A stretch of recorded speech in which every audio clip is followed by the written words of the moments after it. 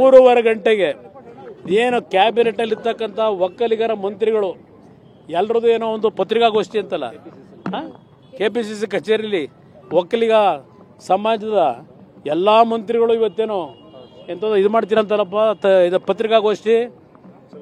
ಈ ಇಶ್ಯೂನಲ್ಲಿ ನಾನು ಪ್ರಜ್ವಲ್ ರೇವಣ್ಣವ್ರ ಪರವಾಗಿ ಅದನ್ನು ಮಾಡಲ್ಲ.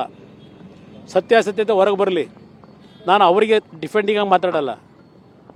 ಓನ್ಲಿ ರೇವಣ್ಣ ವಿಷಯದಲ್ಲಿ ಸರ್ಕಾರ ಯಾವ ರೀತಿ ನಡ್ಕೊತಾ ಇದ್ದೀರಿ ಅದಷ್ಟೇ ಅಲ್ಲ, ಈ ಪ್ರಕರಣವನ್ನು ನೀವು ಯಾವ ರೀತಿ ಅಧಿಕಾರ ದುರುಪಯೋಗ ಪಡಿಸ್ಕೊಂಡು ಇವತ್ತು ಯಾವ ರೀತಿ ತನಿಖೆ ನಡೀತಾ ಇದೆ ಇದನ್ನು ಅವರೆಲ್ಲ ಸೇರಿ ಸಮಜಾಯಿಷಿ ಕೊಟ್ಟುಕೊಳ್ಳಿ ಮಂತ್ರಿಗಳು.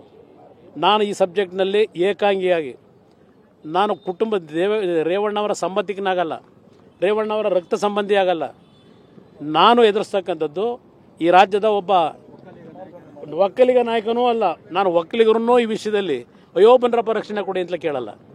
ನನ್ನ ಈ ಒಂದು ಹೋರಾಟ ಆ್ಯಸ್ ಎ ಪೊಲಿಟಿಷಿಯನ್, ಒಂದು ಶಾಸಕಾಂಗ ಪಕ್ಷದ ನಾಯಕನಾಗಿ ಜನಪ್ರತಿನಿಧಿಯಾಗಿ ನನ್ನ ಜವಾಬ್ದಾರಿಯನ್ನು ಯಾವ ರೀತಿ ನಿರ್ವಹಿಸಬೇಕು ಏಕಾಂಗಿ ಎದುರಿಸಿದ್ದ ಇದ್ದೇನೆ. ನೀವು 10 ಜನ 20 ಜನ ನಿಂತ್ಕೊಂಡ್ಬಿಟ್ಟು ಏನು ದಾಳಿ ಮಾಡ್ತೀರಿ ಮಾಡಿ 3:30 ಗಂಟೆಗೆ ನಾಳೆ ನಾನು ಪತ್ರಿಕಾಗೋಷ್ಠಿಗೆ ಬರ್ತೀನಿ.